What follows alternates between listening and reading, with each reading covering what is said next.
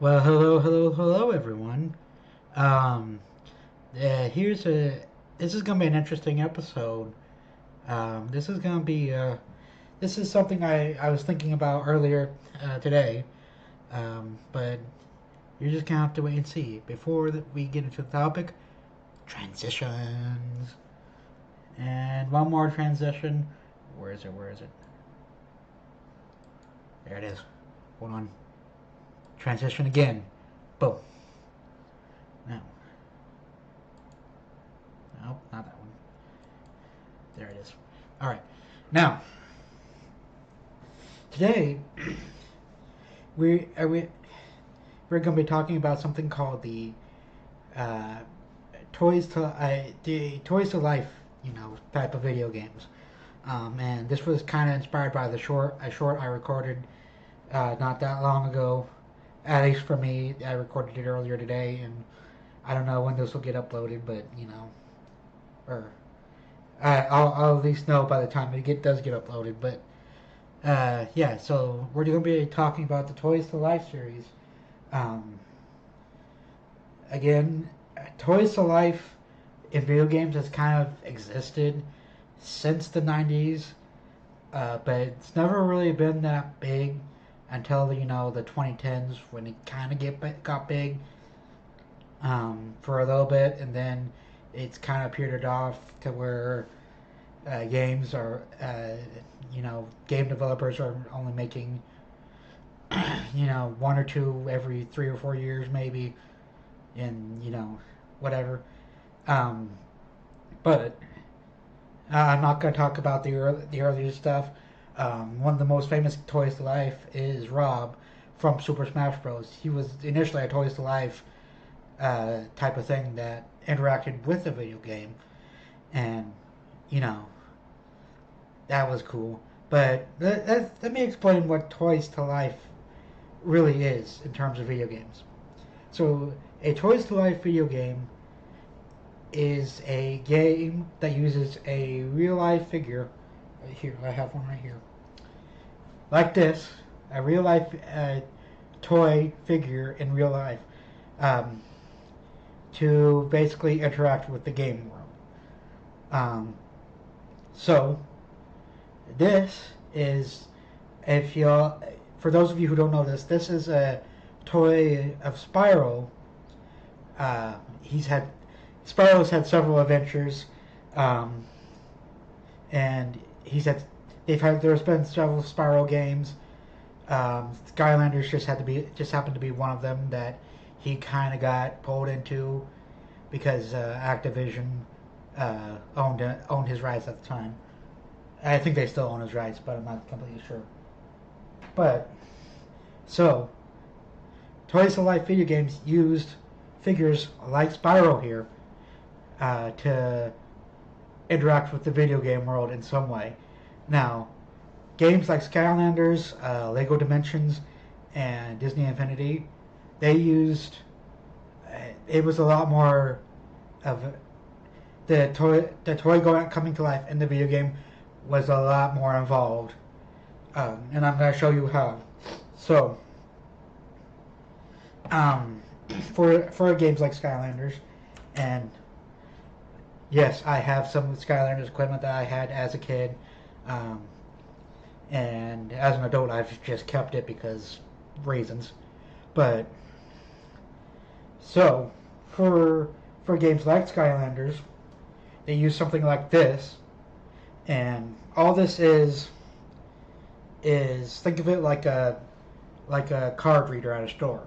All this is a fancy reader for Spyro here. So if you wanted to play as Spyro in the game, all you would have to do is take Spyro, put him on this, and he'd come to life in the game. Oh, that's not all you'd have to do. But so again, this thing is a fancy scanner connected to a USB usually on whatever system you played on. But yeah, and the way you kind of kept track of this stuff, at least for Skylanders, because it's kind of like an RPG type of game. Skylanders, have this handy dandy little thing on the bottom, or their figures have this handy dandy little thing on the bottom.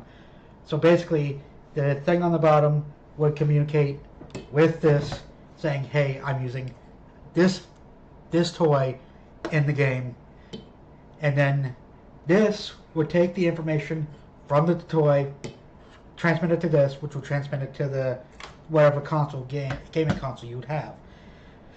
So, and so that's kind of how it worked early in the 2010s. And some of these things were wired. Some of these things were had wire. Some of these things were wireless with the USBs. Some of them weren't.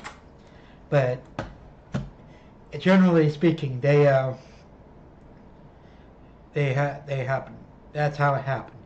You put the toy on the thing, on the scanner. The scanner would communicate with the console via USB or some other type of cordless or corded type of communication, and then you would be able to play as that character in the game. So, and that's kind of how this kind of Toys to Life craze started to happen. Because the first Skylanders came out about 2011, and so most of the 2010s, the Toys to Life games were everywhere. You had Skylanders, Disney Infinity, what else? There was one more. There was one more that was really big. Oh, Lego Dimensions. That was really big. And then you had a couple others floating around. Now, part of what I'm going to do is kind of explain what happened to them afterwards, after the popularity boom. And it's really simple. Basically what happened is their popularity grew giant, then shrank again. So gaming is one of those industries where there are phases to certain types of certain types of game modes, certain play features, certain aspects of the game. Now, again, that doesn't mean that the Toys to Life genre has completely disappeared. You can still go out and buy Lego Dimensions. You can still go out and buy Disney Infinity. You can still go out and buy Skylanders games, whether it's that beginner sets with all the stuff you need to begin the game, or whether it's hey, I have all the equipment. I just need to be able to play it on another system. Anyway, so if you think about it, well, something like Rob, like I mentioned before, who's now a Smash Bros. Character, who is playable, was really like the first generation, like the earliest thing of like Toys to Life, and again, in terms of video games, and then you have things like remote controlled cars, remote controlled planes, remote controlled. If it's a machine that humans have made, there's a remote controlled version of it. So you can bring Toys to Life in real life, and there have been Toys to Life video games before. Skylanders is really kind of like the first generation of that big boom in the early 2010s that kind of carried this genre for gaming for a while. And then it got popular around 2015. It really got popular, and it was like at the peak of its power. Then 2017-ish is really when. Yeah, I looked it up earlier. May of 2017 is really when the last popular game kind of came out, and it's been dwindling since. Now, that doesn't mean that the Toys to Life features aren't still used today. That doesn't mean that like I said before, the Toys to Life games aren't still playable and viable today. As long as you have the appropriate systems, you can play games that feature Toys to Life style gameplay if you really wanted to. And something that's really cool is this. This is my Breath of the Wild Link amiibo that, again, I recorded a short earlier, kind of showing these off. Uh, so honestly, amiibo is kind of the last line of popularity that these things have or had, and it was really the last thing that kind of kept the genre alive, or still functioning as well. But the main difference between my Link amiibo and my Spyro toy here is, well, there are several differences. One, I do not need something like this to be able to scan Link into my game. Um, Newer systems like the 3DS, the Wii U, and the Switch have the scanning technology present in this in the console in some variety, whether it's on one of the joysticks or like on the bottom screen for in the case of the 3DS. But another big difference is that while Spyro here, while if I were to put Skylanders into my Wii or Nathan's Wii, I could put Spyro on this thing, and I could play as Spyro in the game. Now, again, I can't boot up Skylanders, put Link on this thing, and I'll get to play as Link in Skylanders. Although that would be cool. But that's a big difference. And another big difference is just because I have Link here as an amiibo, if I booted up Breath of the Wild on my Switch, since I'm already playing as Link, it would be kind of meaningless for them to say, hey, you can play as this version of Link in the game when you already have a version of Link in the game. Also, but that doesn't mean that this Link doesn't have an effect in game. In my Switch copy of Breath of the Wild, I can still get things from this Link if I were to boot up Breath of the Wild and play, and put this where in the necessary spot to activate the amiibo setting or the amiibo scanner. Anyway, so again, the amiibo came into the gaming sphere during the height of this Toys to Life type of craze, and it's just been something that's continued to go on because it's so successful. Whether you buy them as collectibles, where you're just setting them on shelves and not doing anything else with them, or you're buying them as, hey, I'm going to use them in several games, or in the game that they came with for that game. But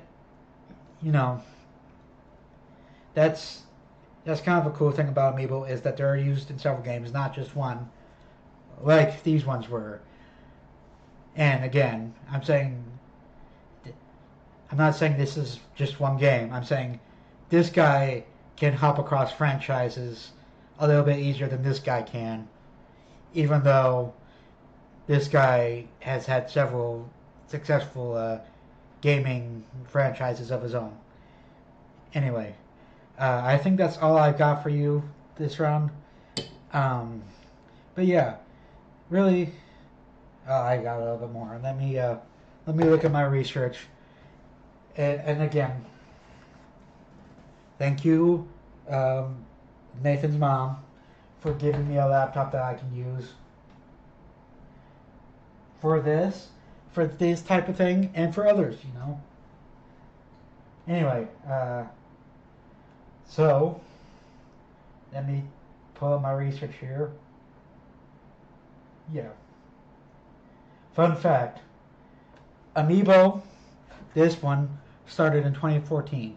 So by the recording of this video, Amiibo has been going on for 10 years strong. For 10 years. It's amazing. It is amazing. So, let me get, so again, about 2017 is when the drop-off started to occur for the Toys to Life genre. in regards to these guys, where hey, you're scanning a guy in, you're playing as him, and you're having fun. Now, um, where can you get these types of guys? I know where I am in Missouri, you can go to your local vintage stock, and they'll have these guys from the first game all the way up to the latest game. And occasionally, I've seen them at GameStop too. GameStop will have a couple floating around for like $2 or $3, but you know, I haven't been to a GameStop in a while, so I don't know if they still have those in stock. But primarily, you're gonna want to go to like a retro game store, and wherever you're located, whether that's finished stock like it is for me here in Missouri, or you know, pick a retro game store that in your town, if in your city or country, and you'll probably find them there. And you won't just find Skylanders like I have, but you'll also find Disney Infinity and the other one. I already forgot it. Lego Dimensions. Yeah, dang it. Why can't I remember Lego Dimensions? Anyway, that's all I had for you guys. Remember, if you like this video, click the like below. If you feel like subscribing, turn that bell on.